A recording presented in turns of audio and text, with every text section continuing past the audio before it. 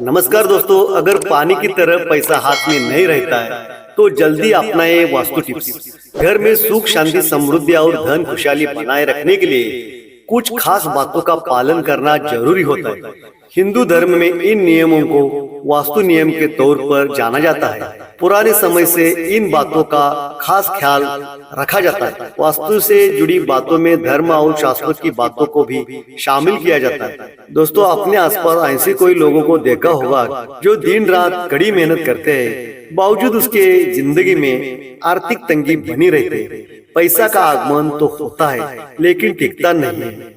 इसके लिए वे तमाम तरह के उपाय करते हैं, लेकिन स्थिति जस की तस बनी रहती है। ज्योतिष शास्त्र और वास्तुशास्त्र में इस समस्या को दूर करने के उपाय बताए गए हैं।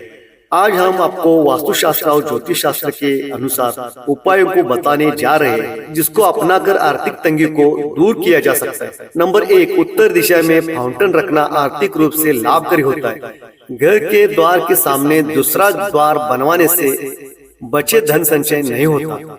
नंबर 2, सबसे पहले तो अगर घर या दुकान में हमेशा मकड़ी के जाल लगे रहते तो उन्हें तुरंत हटा दें और आगे से साफ सफाई का पूरा ध्यान रखें। नंबर 3, घर या दुकान की दीवारों पर निशान पड़ गए हैं या उसकी पपड़ी उतरने लगी है तो उसे जल्द ठीक करवा लें। इससे आपको धन से जुड़ी परेशानियां हो सकती है।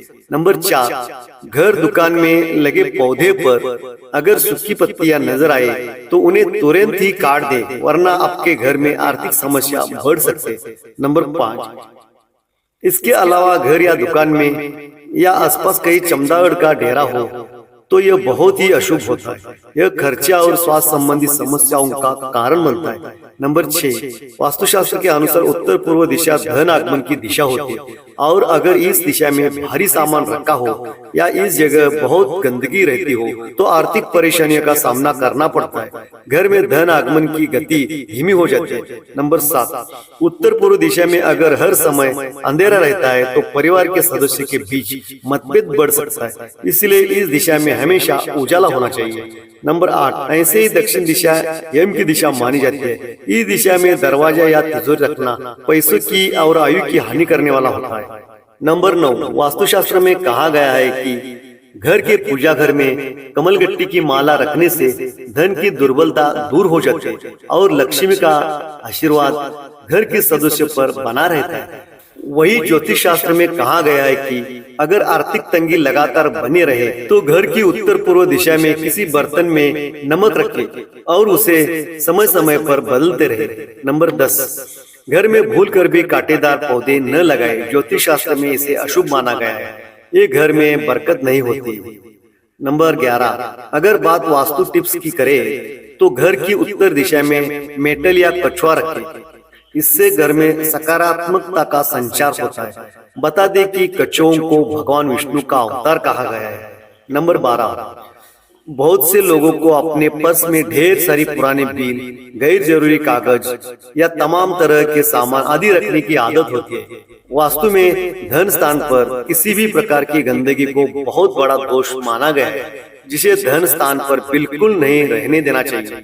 वास्तु के अनुसार कोई व्यक्ति यदि धन स्थान जैसी तिजोरी या पर्स आदि में गैर जरूरी चीजें रखता है तो वहां से धन की देवी लक्ष्मी रूठ कर चली जाती है। नंबर 13, वास्तु के अनुसार जो लोग अपने पर्स और उसमें रखे पैसे को अपवित्र हाथों से छूते हैं तो उनके पर्स में कभी पैसा नहीं टिकता है और वह तमाम कोशिश के बाद भी खाली ही हाथ रहता है। सोच के बाद कभी भी बगैर हाथ धोए पर्स को स्पर्श नहीं करना चाहिए।